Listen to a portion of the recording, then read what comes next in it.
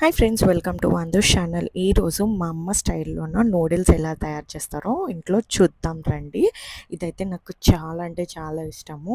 ఇవి బయట మాకు లోకల్ స్టోర్స్లో ఇలా నూడిల్స్ అన్నీ దొరుకుతాయి. లేదు అంటే మీరు ఏ నూడిల్స్ అయినా చేసుకోండి.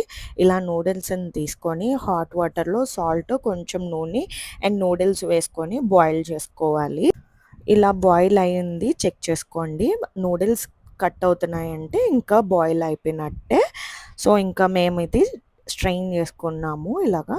బయట కొంత నుంచి నూడిల్స్ ఉడకడానికి ఇలాగా పైకి వచ్చి దాంట్లో మరి కర్రీ వచ్చేసరికి దానికి మిక్స్ పాకంతో ఉడికవుతుంది కదా. ఇప్పుడు ఏంటంటే తెలుసా, చిల్లీ సాస్ వద్దనుకుంటే స్కిప్ చేసుకోవచ్చా, లేదంటే వేసుకుంటే టేస్ట్ ఉంటుంది. నేను వేస్తాను, వాళ్ళ ఇష్టం. ఇది సోయా సాస్ అంటే దాంట్లో వేయకుండా ఇందులో వేసి కలిపేస్తాం. దాంట్లో కొద్దిగా వేస్తాము, దీనికి పడుతుందని చెప్పి ఇది టమాటా సాస్. ఈ రెండింటి కంటే టమాటా సాస్ కొద్దిగా ఎక్కువ వేస్తాం. ఓకేనా? ఇది నా స్టైల్ నూడిల్స్. అక్కడ అందరూ చేసుకుంటాను, నేను చేస్తాను. అప్పుడు కొన్ని ప్లేస్ అందులో నూడిల్స్ వేస్తే కలపడానికి ఇదంతా నూడిల్స్ పట్టదు. కలిపేటప్పుడు మనకి ఇబ్బంది ఉంటుంది. ఇలా కలిపేటప్పుడు ఈజీ మెథడ్ అనమాట. ఇదంతా మొత్తం అన్ని నూడిల్స్ మనం వేసిన స్ప్రెడ్ వేసేసి అప్పుడు ఏం చేసేదాన్ని అంటే మమ్మీ ఇలా కలిపి చల్లిపోయాక వెళ్ళి గుడి తినేసేదాన్ని. ఇది తెలుసు అనేది ఆయిల్ వేసుకొని కారం తల్లి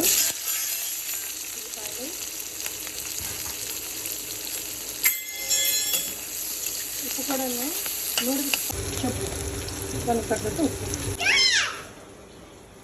ఉప్పు వేసుకున్న పచ్చడి, క్యారెట్, బంగాళదుంప, బీన్స్ కట్ చేసుకుని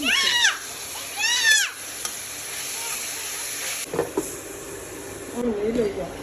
ఆవిరితోటే ఉడకబెట్టాలి. క్యారెట్ బంగాళదుంప నక్కరే కదా.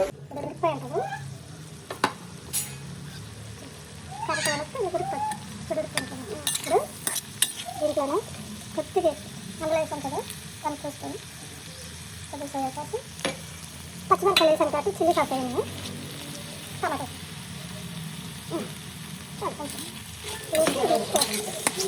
అన్ని ముక్కలు కూడా సాస్ ఇవ్వాలి. ఇప్పుడు ఇందులో నూడిల్స్ వేసుకోండి.